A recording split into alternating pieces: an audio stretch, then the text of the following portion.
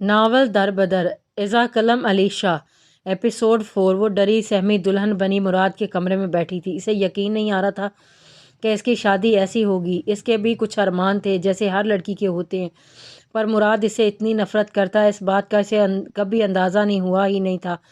اچانک دروازہ کھلنے سے اس نے سر اٹھا کر دیکھا۔ مراد سگریٹ سلگاتے ہوئے اندر داخل ہوا۔ اس کی آنکھوں میں خون بھرا تھا، وہ سب تہس نہس کر دینا چاہتا تھا۔ اس نے آتے ہی بیڈ پر رکھے پھولوں کو زمین پر گرا دیا اور ثنا کا منہ اپنے ہاتھ سے دبوچ لیا۔ کیا سمجھتی ہو تم خود کو؟ تمہیں کیا لگا اس رخصتی سے میں تمہیں اپنی بیوی والے حق دے دوں گا؟ پتہ تو مجھے شروع سے ہی تھا کہ میرا تم سے نکاح ہوا ہے، ناانصافی ہوئی ہے میرے ساتھ۔ میں تم سے پیار کرنے کا سوچ نہیں سکتا، میں صرف اریحہ سے محبت کرتا ہوں، سمجھی تم؟ ایک جھٹکے سے اسے چھوڑ کر بیڈ گراؤنڈ میں اس کا سر مارا تھا اور سلگتے سگریٹ اس کی نازک گردن پر مسل گیا تھا جس سے وہ تڑپ اٹھی تھی۔ وہ حیران ہوئی، اسے باہر جاتا دیکھنے لگی۔ کیوں اللہ جی، میرے ساتھ ہی ایسا کیوں؟ کیا گناہ ہے میرا؟ کیا قصور ہے؟ مجھے کس بات کی سزا ملی ہے؟ یہ بات تو میں نہیں جانتی۔ مجھے مراد کو ایسے تو حاصل نہیں کرنا تھا اللہ جی، کیوں ہوا میرے ساتھ ایسا؟ اگر وہ کسی اور سے محبت کرتے ہیں تو بتا دیتے، میں طلاق لے لیتی، پر یوں مجرم تو نہ بنتی۔ وہ تکیے میں منہ دیے سسکیاں لیتی رو رہی تھی۔ نہ جانے رات کے کس پہر اس کی آنکھ آنسوؤں کے ساتھ لگ گئی تھی۔ وہ گھپ اندھیرے میں اکیلی صحن میں بچھے تختے پر لیٹی تھی۔ اب اسے راتوں میں اندھیروں میں خوف نہیں آتا تھا، تنہا رہنے سے وہ اب نہیں ڈرتی تھی۔ بادلوں سے بھرے آسمان کو سرد ہوا میں لیٹی لون کے سوٹ میں ماضی یاد کر رہی تھی۔ رات کا ہی وہ پہر ہے جب انسان اپنی مشکل گزار کل کو یاد کرتا ہے اور وہ نہ بھی چاہے تو بھی سب خود دماغ میں چلنے لگتا ہے۔ آنسو آنکھوں سے نکل کر بالوں میں جذب ہو رہے تھے۔ کبھی وہ بھی کسی ماں باپ کی گڑیا تھا۔ زندگی اسے ایسے موڑ پر لے آئی تھی جہاں سوائے دربدروں کی ٹھوکروں کے کچھ نہ تھا۔ اچانک دروازے پر دستک ہوئی۔ اس وقت کون ہو سکتا ہے؟ اس نے اپنے آنسو صاف کرتے ہوئے خود سے سوال کیا تھا۔ موبائل کی ٹارچ آن کرتے وہ دروازے کے تھوڑا قریب گئی۔ کون؟ اس نے گھبراتے ہوئے پوچھا۔ عادل باہر کھڑے شخص نے اپنا نام بتایا۔ عادل سر، اس وقت رات کے 11 بجے کہیں؟ یہ بھی تو اس کے ذہن میں اچانک خوف برپا ہو گیا۔ حیا میڈم دروازہ کھولیں، آپ سے ضروری بات کرنی ہے، گھبرائیں نہیں مجھ سے، عادل نے اسے دھیمی سی آواز میں کہا تو جو وہ صاف صاف سن پائی تھی۔ اس نے ڈرتے ہوئے دروازہ کھولا۔ کالی شلوار قمیض میں ملبوس، کالی شال لیے، سفید انابی ہونٹوں پر ہلکی سی مسکراہٹ لیے وہ کھڑا حیا کو کسی ریاست کا شہزادہ لگ رہا تھا۔ کیا میں اندر آ سکتا ہوں؟ عادل نے اجازت چاہی۔ جی آ جائیں، حیا نے راستہ چھوڑتے ہوئے اندر آنے کا کہا۔ عادل اندر آتے اسی تختے پر بیٹھ گیا جہاں کچھ دیر پہلے حیا بیٹھی تھی۔ حیا پاس جا کر کھڑی ہو گئی۔ آپ نہیں بیٹھیں گی؟ عادل نے گھبراتی حیا سے پوچھا۔ نہیں، آپ نے کیا بات کرنی تھی؟ جواب دیتے اس نے عادل کو اس کا مقصد یاد دلایا۔ حیا، کیا آپ جانتی ہیں آپ کی آنکھیں 12 سال سے ان کی تلاش میں تھا۔ ہر رات ہر دن جب بھی باہر نکلتا تو دل میں خیال ہوتا کہ کاش ایک دفعہ تو یہ آنکھیں نظر آ جائیں۔ حیا، مجھے یقین نہیں آ رہا آج آپ میرے سامنے ہیں۔ حیا کو یقین نہیں آ رہا تھا کوئی اتنے سالوں سے اس کی تلاش میں ہے۔ حیا، کیا آپ مجھ سے دوستی کریں گی؟ عادل نے ہاتھ بڑھاتے ہوئے اس سے دوستی کی خواہش کی۔ حیا، انکار نہیں کیجیے گا، آپ مجھے نہیں جانتی، ہاں مجھے کتنی عزیز ہیں۔ عادل سر، میرے بارے میں کچھ نہیں جانتے، آپ جیسے شخص مجھ جیسی لڑکی سے کیسی دوستی کر سکتی ہیں؟ میں تو ماضی کی ٹوٹی ہوئی لڑکی ہوں، لوگوں نے سے خود کو بچاتی ہوئی آئی ہوں، میرا وجود اب مجھ سے ہی ڈرتا ہے۔ حیا رخ بدل کر اسے اپنے بارے میں بتا رہی تھی جو اطمینان سے ایسے سننے میں مگن تھا۔ حیا، میں اتنا تو جان گیا ہوں کہ آپ نے بہت مشکل وقت دیکھا ہے، یہ بھی جان گیا ہوں کہ آپ کے والدین کی وفات کے بعد یہ زندگی آپ کے لیے آسان نہیں رہی، پر میں یہ بھی جانتا ہوں کہ 12 سال سے میں آپ کو تلاش اور خواہش میں دن اور رات کاٹ رہا ہوں۔ عادل نے اس کے سامنے کھڑے ہوتے کہا۔ حیا نے اس کو بھرے چہرے کو اوپر کر کے دیکھا، پھر چہرہ نیچے کر لیا۔ حیا کا دل چاہا ان آنسوؤں کا نام و نشان ہی مٹا دے اور اسے گلے سے لگا کر سارے دکھ اس کے ہمیشہ کے لیے ختم کر دے۔ اس نے صبر سے مٹھیاں بیچیں اور ایسا نہیں کر سکتا تھا۔ بے شک وہ اس سے محبت کرتا تھا، پر اسے چھونے کا حق ابھی اسے نہیں تھا۔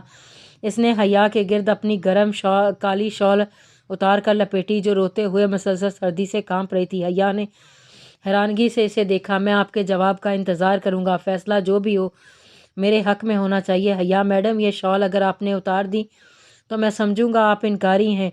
چلتا ہوں، اپنا خیال رکھیے گا۔ عادل اسے عجیب کشمکش میں ڈال کر خود چلا گیا تھا۔ وہ وہیں تخت پر بیٹھی رونے لگی، آنسو اسی شال میں جذب ہو رہے تھے۔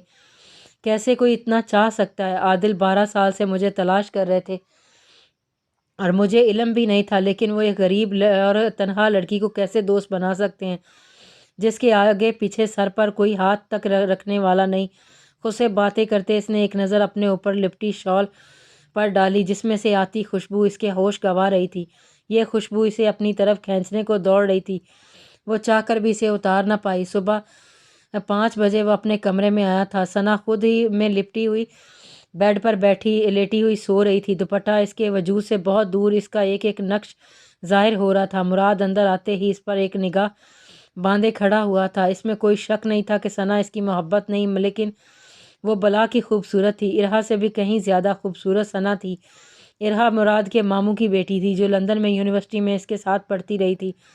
دونوں کو ایک دوسرے سے محبت ہو گئی تھی۔ وہ دونوں کسی اور کا سوچنے کا بھی نہیں سوچ سکتے تھے، نہیں چاہتے تھے۔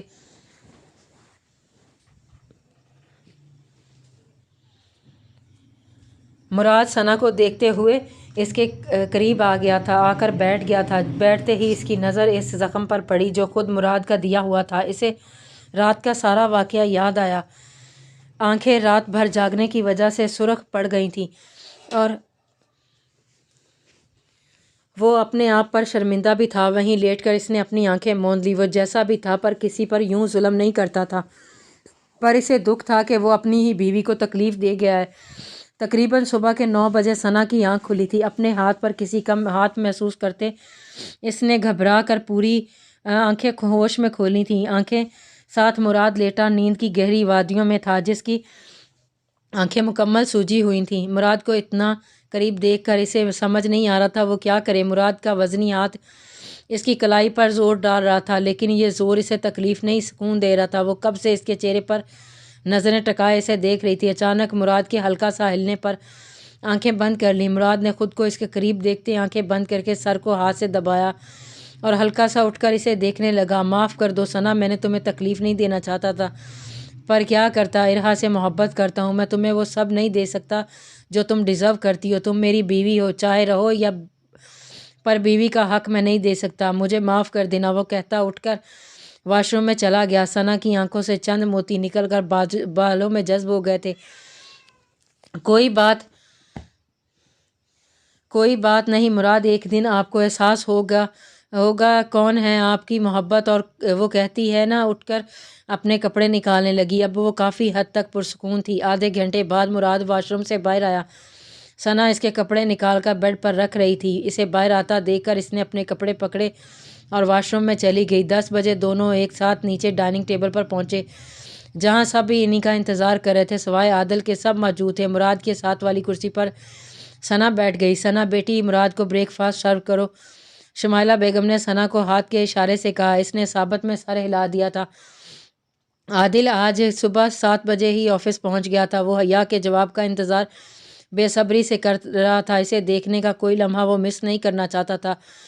ٹھیک 8 بجے وہ سفید شلوار قمیض پر سفید دوپٹہ سر پر لیے اور خود کے گرد اس کی کالی شال لپٹے آفس کے اندر آئی تھی۔ عادل نے اپنے کیبن سے اسے دیکھا۔ اس کی آنکھوں کی چمک اٹھی تھی، مطلب حیا مان گئی۔ عادل اس کی طرف کے کیمرے سے اسے دیکھنے لگا جو مصروف بیٹھی لیپ ٹاپ پر انگلیاں چلا رہی تھی۔ اختر، مجھے ایک ضروری میٹنگ پر جانا ہے، عائشہ سے بولو فائلز پکڑ لے۔ مسٹر احان کے کانٹریکٹ کی۔ عادل نے اپنے آفس روم سے نکلتے ہوئے اختر سے کہا۔ حیا کا کیبن آفس روم کے پاس تھا۔ حیا نے اسے ایک نظر دیکھا پھر اپنے کام میں مصروف ہو گئی۔ پر عائشہ تو آفس نہیں آئیں، آپ ایسا کریں حیا میڈم کو لے جائیں۔ اختر کے کہنے پر عادل نے اسے گھوری سے نوازا۔ حیا نے بھی حیرانگی سے ان دونوں کی طرف دیکھا۔ نہیں اختر، حیا آفس میں رہیں تو زیادہ بہتر ہے۔ تم جانتے ہو وہاں عجیب و غریب لوگ ہوں گے، میں نہیں چاہتا ہماری وجہ سے کوئی انہیں غلط نظر سے دیکھے۔ عادل نے دانت پیستے ہوئے اختر کو کہا۔ حیا نے ہلکا سا مسکرا کر چہرہ نیچے کیا اور اپنا کام کرنے لگ گئی۔ عادل میٹنگ کے لیے جا چکا تھا آیت کو ساتھ لے کر۔ آیت تو ویسے ہی اس کے ساتھ رہنے کے بہانے ڈھونڈتی تھی اور پھر اسے موقع مل گیا۔ یس، آپ کا کانٹریکٹ ہمیں منظور نہیں ہے مسٹر احان، ہم آپ کے ساتھ کام نہیں کر سکتے۔ آپ کی پریویس ورک دیکھیے ہیں ہم نے، ہمیں کچھ بہتر نہیں لگے۔ ہم مسٹر تیمور کے ساتھ یہ ڈیل کرنا چاہیں گے۔ ہاں، اگر آپ 3 مہینے میں اپنے ورک کی گارنٹی دے سکتے ہیں تو میں آپ کے ساتھ 3 مہینے بعد کام کرنے کو تیار ہوں۔ لمبے میز کے ارد گرد آہان گروپ اور تیمور گروپ اور سامنے کی کرسی پر عادل اور ساتھ آیت بیٹھے تھے۔ پر عادل سر، ایک دفعہ ہمارے ساتھ کام کر کے دیکھیں، آپ کو 100% اچھا رسپانس ملے گا، آہان نے التجائیہ انداز میں کہا تھا۔ معذرت مسٹر آہان، مجھے پہلے آپ کے کام کا ٹھوس ثبوت چاہیے۔ اس نے تیمور کے ساتھ کانٹریکٹ کی فائل سائن کرتے ہوئے آہان سے کہا۔ تیمور سے کھڑے ہو کر اس نے ہاتھ ملایا اور جانے کی اجازت چاہی۔ وہ دونوں گروپس جا چکے تھے، صرف آہان کا گروپ وہیں بیٹھا رہا۔ اس کی آنکھوں میں خون دوڑ رہا تھا۔ میز پر مکہ برسایا۔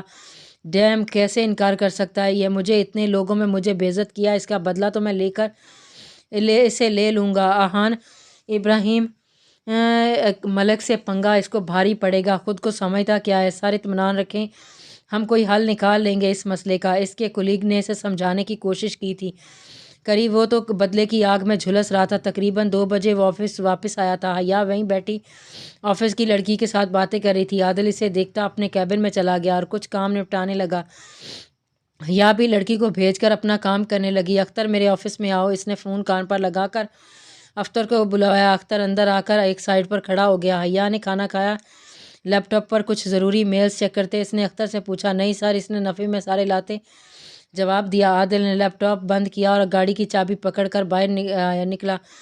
وہ فارم ہاؤس جا رہا تھا۔ فارم ہاؤس کے ایک اسٹور روم کا دروازہ آج 4 دن بعد کھلا تھا، جہاں وہ تینوں بھیڑیے بری حالت میں گرے پڑے تھے۔ عادل نے ان میں سے ایک کو پکڑا اور سیدھا کیا اور ساتھ ہی ڈرل مشین پاس پڑی اٹھائی، ان میں سے ایک کے ہاتھ پر رکھ کر ڈرل مشین چلا دی۔ خون کے چھینٹے اس کے اپنے اوپر تک پڑے تھے۔ اس نے تینوں کے ہاتھوں کو زمین سے لگا کر ایک ایک پیچ ٹھوک دیا تھا۔ یہ حیا پر گندی نظر ڈالنے کی سزا ہے جو روز تمہیں میرے لوگوں اور اسی طرح دیں گے۔ وہ صرف میری ہے اور اسے دیکھنے کا، چھونے کا، چاہنے کا حق صرف اور صرف میرا ہے، نہ کہ تم جیسے کتوں کا۔ اس کو منہ سے پکڑ کر وہ باور کروا گیا تھا۔ وہیں اس نے ایک کمرے میں نہا کر کپڑے تبدیل کیے اور واپس آفس کی طرف نکل گیا۔ 5 بج رہے تھے جب وہ آفس پہنچا۔ حیا گھر کی تیاری کری تھی۔ وہ اس کے پاس آیا اور آج میں آپ کو ڈراپ کر دوں گا۔ عادل نے حیا کو دیکھتے ہوئے اس کے ساتھ جانے کو کہا۔ نہیں سر، میں چلی جاؤں گی، حیا نے انکار کر دیا۔ نہیں حیا پلیز، آج میں آپ کو ڈراپ کر دیتا ہوں، کچھ وقت آپ کے ساتھ گزار کر مجھے بھی اچھا لگے گا۔ عادل نے التجائیہ نظروں سے دیکھتے ہوئے کہا، جس پر حیا نے اصابت میں سر ہلا دیا۔ ناول در بدر، اذا کلم الیشا، ایپیسوڈ نمبر 5۔ حیا عادل کے ساتھ گھر کے لیے نکل پڑی تھی۔ وہ بالکل خاموش کار کی ونڈو کے ساتھ سر ٹکائے بیٹھی تھی۔ عادل بار بار اسے اپنی نظروں کے حصار میں لے رہا تھا۔ آپ پریشان لگ رہی ہیں، سب ٹھیک ہے نا حیا؟ اس نے خود ہی کسی طرح بات کو شروع کیا۔ جی سر، میں ٹھیک ہوں، اس نے ہلکا سا مسکرا کر جواب دیا۔ حیا کے ہاتھ اور پیر کانپ رہے تھے، جو کہ عادل کی نظروں سے چھپ نہ سکا۔ وہ جانتا تھا حیا ڈر رہی ہے، اس سے بھی۔ عادل نے گاڑی ایک ریسٹورنٹ کے سامنے پارک کی۔ یہ ہم کہاں آ گئے ہیں سر؟ حیا نے گھبراتے ہوئے عادل سے پوچھا۔ اس نے حیا کی طرف سے دروازہ کھولتے اسے باہر آنے کا کہا۔ حیا گاڑی سے اتر کر کھڑی ہو گئی۔ وہ ایک بڑا سا ریسٹورنٹ تھا، جہاں کا خیال حیا زندگی میں کبھی کر ہی نہیں سکتی تھی۔ عادل نے ہلکا سا اس کا ہاتھ تھاما۔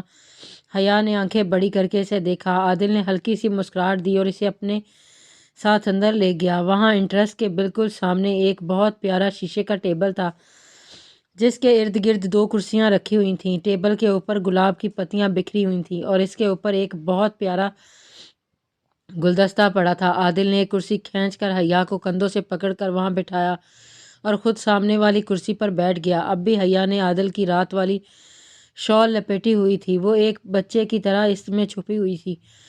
عادل کو ایسی ہی لڑکی تو چاہیے تھی جو اسے بغیر سوال کیے اس کی مرضی کے رنگ میں رنگ جائے۔ حیا ایک بااخلاق اور دین سے تعلق رکھنے والی سلجھی ہوئی لڑکی تھی۔ عادل اسے کب سے اپنے نظروں کے حصار میں لیے ہوئے تھا۔ اپنی شال میں اسے وہ تمام لڑکیوں سے زیادہ خوبصورت لگ رہی تھی۔ سر، آپ کا آرڈر۔ ویٹر نے آ کر آرڈر دیتے اسے ہوش دلایا۔ یہ سب چیزیں عادل پہلے بک کر چکا تھا۔ عادل سر، یہ سب کیا ہے؟ پلیز، مجھے یہ سب پسند نہیں، مجھے گھر جانا ہے، آپ پلیز مجھے گھر چھوڑ دیں۔ حیا نے التجائیہ نظروں سے کہا تھا، حیا چپ کر جائیں اور کھانا کھائیں۔ عادل نے کھانا سرو کرتے اسے چپ رہنے کو کہا، پر سر حیا نے پھر کچھ کہنے کی کوشش کی۔ نو حیا، اس وقت ایسا کچھ نہیں بولیں گی آپ، عادل نے پھر خاموش کروا دیا۔ اب میری بات سنیں۔ عادل نے اسے اپنی طرف متوجہ کیا جو لوگوں کی نظروں سے ڈر سہم رہی تھی۔ وہ عادل کی طرف دیکھنے لگی۔ حیا اب میرے لیے بہت قیمتی ہیں، میں آپ کو اب دوبارہ کھونا نہیں چاہتا۔ میں باتیں گھما کے کرنے کا عادی نہیں ہوں۔ حیا میں جانتا ہوں آپ میری بات کا یقین نہیں کریں گے، پر میں بھی اپنے دل کے ہاتھوں مجبور ہوں۔ میں آپ سے بہت پیار کرتا ہوں، میرے لیے آپ سے دور رہنا بہت مشکل ہے۔ حیا آپ میرے لیے بہت عزیز ہیں۔ عادل نے اپنی بات کہہ کر اس کی طرف دیکھا جس کی آنکھوں سے چند موتی اس کے ہاتھوں پر گرے تھے۔ دیکھیے سر، میں بہت غریب لڑکی ہوں، میرے لیے سب سے زیادہ قیمتی میری عزت ہے جس پر میں کوئی سودا نہیں کر سکتی۔ میرے ماں باپ بچپن میں گزر گئے تھے، آج صرف اپنا پیٹ پالنے کے لیے جی رہی ہوں اور پل پل موت کا انتظار کرتی ہوں، اور میں کسی کے ساتھ بھی ایسا ناپاک رشتہ رکھ کر خود کو داغدار نہیں کرنا چاہتی۔ آپ آج اپنی محبت کا اظہار کر رہے ہیں، کل میرے جسم کی خواہش کریں گے اور پھر مجھے چھوڑ دیں گے، جائیں گے۔ میں آپ کے آگے ہاتھ جوڑتی ہوں، آپ نے میری عزت اور جان بچائی، اس کی اتنی بڑی قیمت نہ لیں مجھ سے۔ حیا ہاتھ جوڑ کر اپنی بات کہہ رہی تھی، پھر اٹھ کر جانے لگی جب عادل نے اس کا ہاتھ پکڑ کر اسے روکا۔ رکیں، بیٹھ جائیں۔ حیا اسے ایک نظر دیکھ کر واپس اپنی جگہ پر بیٹھ گئی۔ کس نے کہا کہ میں آپ سے صرف اظہار محبت کر رہا ہوں؟ کس نے کہا کہ میں آپ کو چھونے کے لیے یہ سب کر رہا ہوں؟ کیسے کہہ سکتی ہیں آپ؟ حیا اگر آپ کے ساتھ کچھ غلط ہی کرنا ہوتا تو کل رات میں اپنی چادر آپ کو پہنانے کی بجائے آپ کے کپڑے بدن سے الگ کر چکا ہوتا۔ حیا ساکت بیٹھی اس کی باتیں سن رہی تھی۔ مگر نہیں حیا، میں آپ کو خود کی عزت بنانا چاہتا ہوں، شادی کرنا چاہتا ہوں میں آپ سے۔ شادی کے نام پر حیا کے آنسو خود آنکھوں سے نکلنے لگے۔ وہ نم آنکھوں سے عادل کی اس رحم دلی کو دیکھ رہی تھی۔ اسے اپنی قسمت پر یقین نہیں ہو رہا تھا، اس کو سمجھ نہیں آ رہا تھا وہ کیا کرے، کیا جواب دے عادل کو۔ بولے حیا مجھ سے شادی کریں گی؟ ریسٹورانٹ میں بیٹھے ہر نفوس کا دھیان ان دونوں پر تھا۔ حیا بولیں کریں گی مجھ سے شادی؟ اپنی عزت کی حفاظت کی ذمہ داری سونپیں گے مجھے؟ یس یس۔ ایک دم ریسٹورانٹ میں یس کی آواز گونجنے لگی۔ ایک بوڑھی عورت جو حلیے سے امیر گھرانے کی معلوم پڑ رہی تھی حیا کے قریب آ کر سر پر ہاتھ رکھا۔ بیٹی، یہ محبت کے رشتے بڑے انمول ہوتے ہیں، محبت کے بغیر اور ہم سفر کے بغیر زندگی گزارنا مشکل ہے۔ اس بچے کو ہاں کر دو، اس کی آنکھیں بتا رہی ہیں یہ تم سے بہت محبت کرتا ہے۔ تبھی عادل نے اپنی جیب سے ایک ڈبیا نکال کر کھول کر حیا کے سامنے کر دی۔ اس میں ایک بہت ہی نفیس ہیرے کی انگوٹھی تھی جسے ہاتھ میں پکڑ کر عادل نے حیا کو دیکھا۔ حیا نے ایک نظر اس بوڑھی عورت کو دیکھا جو پھر عادل کو، جو ویسے انگوٹھی سامنے کیے اس کے ہاتھ کے انتظار میں تھا۔ حیا نے آنکھیں جھکا کر اپنا دائیں ہاتھ آگے کیا۔ عادل کے چہرے پر دل نشیں مسکراہٹ آئی جس پر اس کے دائیں گال کا ڈمپل چمک اٹھا تھا۔ عادل حیا کو انگوٹھی پہنا رہا تھا اور ریسٹورانٹ میں تالیوں کی آواز گونجنے لگی تھی۔ وہ شام کو آفس سے گھر آتے سیدھا اپنے کمرے میں چلا گیا تھا جہاں ثنا کو نہ پا کر اس نے سکون کا سانس لیا اور واش روم جانے لگا، مگر دروازہ اندر سے بند تھا۔ ثنا واش روم میں شاور لے رہی تھی۔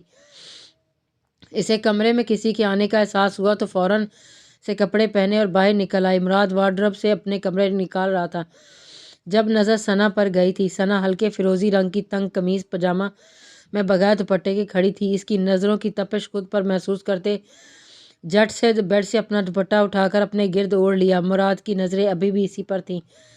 اس کے گیلے بالوں کی خوشبو مراد کو مدہوش کر رہی تھی۔ آپ کب آئے؟ ثنا نے اپنی انگلیاں مروڑتے ہوئے سوال کیا۔ ابھی آیا ہوں، مراد نے دھیمی سی آواز میں جواب دیا۔ کھانا لاؤں آپ کے لیے؟ مراد نے عصابت میں سر ہلایا اور واش روم میں چلا گیا۔ کچھ دیر بعد وہ بغیر شرٹ کے شیشے کے سامنے کھڑا بال ٹھیک کر رہا تھا جب ثنا اندر کھانا لے کر آئی۔ اسے دیکھتے ثنا نے رخ دوسری طرف کر لیا۔ کیا لڑکی، میرے ہی کمرے میں مجھے پرائیویسی نہیں مل رہی؟ شرٹ پہنتے مراد نے ثنا سے کہا۔ آپ شاید بھول رہے ہیں مراد، یہ کمرہ اب میرا بھی ہے۔ ثنا نے بھی اسی کے انداز میں جواب دیا۔ زیادہ زبان چلانے کی ضرورت نہیں، رکھو کھانا اور کٹ لو کچھ دیر کے لیے یہاں سے، مراد نے ثنا کو گھورتے ہوئے کھانا رکھنے کو کہا۔ ثنا نے کھانا بیڈ پر رکھا اور خود صوفے پر میگزین لے کر بیٹھ گئی۔ لڑکی، میں نے باہر جانے کو کہا ہے تمہیں، مراد نے پھر اسے اپنی بات یاد دلائی۔ سن چکی ہوں مراد، نہیں جا سکتی، باہر اندھیرا ہے، بہت لائٹس آن کی تو سب جاگ جائیں گے، چپ کر کے کھانا کھا لیں پھر میں نے بھی کھانا ہے۔ اس کے یہ کہنے پر مراد کا نوالا حلق میں اٹک گیا۔ ثنا نے فوراً اٹھ کر اسے پانی دیا۔ مراد نے پانی پی کر اس کی طرف دیکھا جو اس کی فکر میں پاس کھڑی اس سے پوچھ رہی تھی، آپ ٹھیک تو ہیں؟ آرام سے کھایا کریں اور کھاتے ہوئے کم بولا کریں۔ مراد نے چہرہ نیچے کر کے بولا، اگر کھانا نہیں کھایا تو بیٹھ کر ابھی کھا سکتی ہو، پھر لائٹس آف کرنی ہے، مجھے نیند آ رہی ہے۔ ثنا اس کی بات پر ہلکا سا مسکرائی اور ساتھ بیٹھ کر کھانا کھانے لگی۔ کھانا کھا کر ثنا نے برتن صوفے کے پاس پڑے ٹیبل پر رکھے اور وہیں صوفے پر اپنا بلینکٹ لے کر لیٹ گئی۔ مراد بھی اپنی جگہ پر لیٹ گیا تھا۔ چاند کی روشنی اس اندھیرے کمرے میں ثنا کے چہرے کو روشن کر رہی تھی۔ سرد ہوا کی ٹھنڈی لہریں کمرے کو مزید سرد کر رہی تھیں۔ ان دونوں کو یہ ہوا بہت پسند تھی۔ مراد ابھی تک جاگ رہا تھا جبکہ ثنا سو چکی تھی۔ مراد نے صوفے کی سائیڈ کروٹ لی جہاں ثنا ہر چیز سے بیگانی نیند کی گہری وادیوں میں تھی۔ مراد کی نظریں اس کے چہرے کو اپنے حصار میں لے گئیں۔ وہ کافی دیر تک لیٹا اسے دیکھتا رہا جو کہ صوفے سے نیچے گرنے پر تھی۔ اچانک ثنا کے اوپر کوئی چیز آ کر گری۔ اس کی آنکھیں اچانک کھلی۔ مراد نے اسے اٹھتے دیکھ کر اپنی آنکھیں بند کر لیں۔ ثنا کو اپنی گردن پر کوئی چیز رینگتی ہوئی محسوس ہوئی۔ اس نے ڈر کے مارے اٹھ کر اپنے کپڑے جھاڑنا شروع کر دیے۔ وہ کاکروچ تھا جو اب کارپٹ پر گر چکا تھا۔ ثنا نے دیکھتے ہی ہلکی سی چیخ چھوڑی اور اچھل کر بیڈ پر مراد کی کمر کو پکڑ کر بیٹھ گئی۔ مراد نے نیند کی سی آنکھیں کھولے اسے دیکھا۔ کیا ثنا سو تو سکون سے لینے دو، مراد نے اپنے ساتھ لپٹی ثنا کو دیکھتے ہوئے کہا۔ وہ مراد کاکروچ میرے اوپر کاکروچ تھا۔ مراد کا دل کیا اپنا سر دیوار میں مار لے۔ ایک چھوٹے سے کاکروچ سے ڈر گئی ہے۔ مراد نے اسے خود سے لگا کر لائٹ آن کی اور زمین پر کاکروچ دیکھا جو کہ ثنا کے تشدد سے زمین پر الٹا پڑا تھا۔ مراد نے اسے بال سے پکڑا اور ثنا کے سامنے کر دیا۔ ثنا نے تکیہ آگے کر کے چیخ ماری، نہیں مراد پلیز، دور کریں اسے مجھ سے، بہت ڈر لگتا ہے اس سے۔ مراد اس کے خوف سے سرخ ہوتے چہرے کو دیکھتے اپنی ہنسی نہ روک پایا تھا۔ ہا واہ لڑکی، مراد حسین شاہ کی بیوی بننے کی جرات کرنے والی، ایک کاکروچ سے ڈر گئی۔ ثنا نے ہنستے ہوئے سنتے ہی تکیہ